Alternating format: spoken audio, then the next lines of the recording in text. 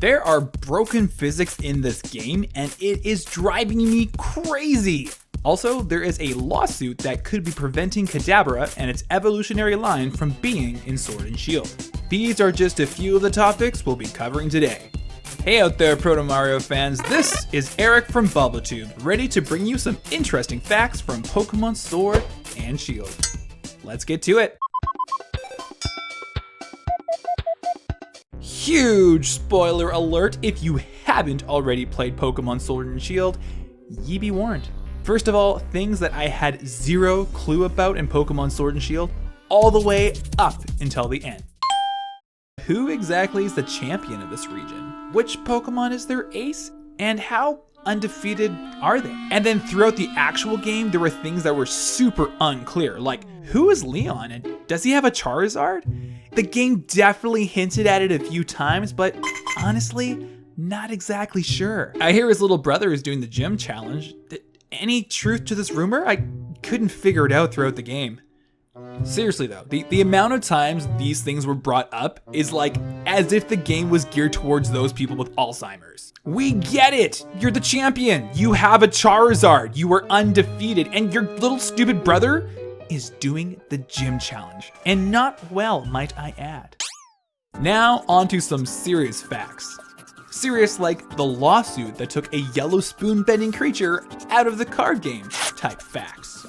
But first, Rillaboom. Look at this beast of a monster. Looks pretty bulky, hey? Standing at 6'11", how much would you think this tank would weigh? Well, to my surprise, according to the Dex, 198 pounds, or just around 90 kilograms.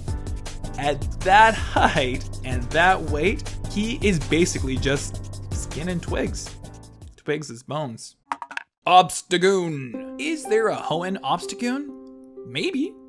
But since we were children in Generation 3 and there was no day and night cycle, we never had a chance to train a Lanoon outside at night.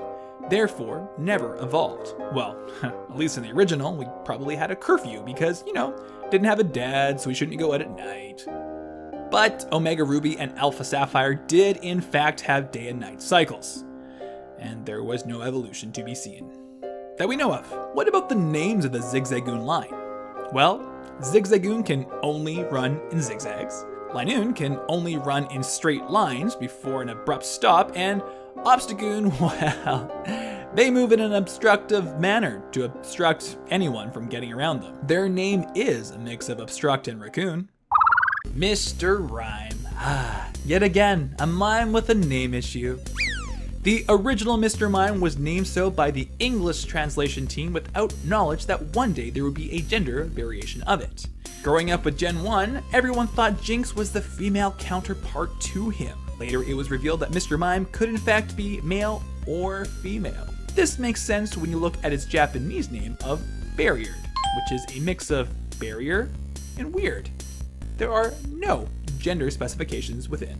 As for Mr. Rhyme, his English name is Mr. Rhyme, which is a derivative of rhyme, a type of frost, and mime, not to be confused with rhyme, because mimes don't talk.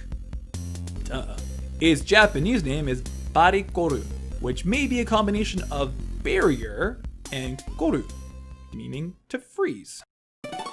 Pokemon Sword and Shield marks the very first time since Generation 2 that a fire starter has not ended up being a dual type in its final form. But fuck, with this design it may as well have been. My biggest critique of Pokemon Sword and Shield is the physics.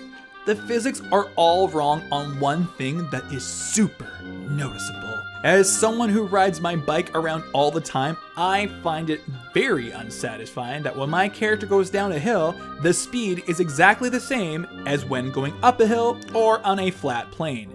I feel like that is one bit of physics they could have added into the game, which would have been enjoyable by all. And now for the big one. The reason why Abra and Kadabra, and therefore Alakazam, is not in Pokemon Sword and Pokemon Shield. This could all very well be due to an existing lawsuit lasting for well over 20 years now. Well, actually, exactly 20 years. To this month, December. Abra's exclusion from Sword and Shield marks the very first time that Abra has ever been excluded from a main series game. Ever! The reasoning behind this goes all the way back to December of 1999. Long story short, a self-proclaimed psychic claimed that Kadabra was created after him, but an evil version. This led to changing the anime and the trading card game forever. Other games were also affected, but in very subtle ways. For instance, Pokemon Puzzle League, which came out September of 2000, had Sabrina's team altered to have Abra, Alakazam, and Hypno? Yeah, they put in Hypno instead of Kadabra. For full details of how the trading card game got forever altered and the anime has changed to tiptoe around this lawsuit, check out this full-length video on it. This is quite possibly the most interesting Pokemon trivia I've ever dug into. Come by my channel, check it out.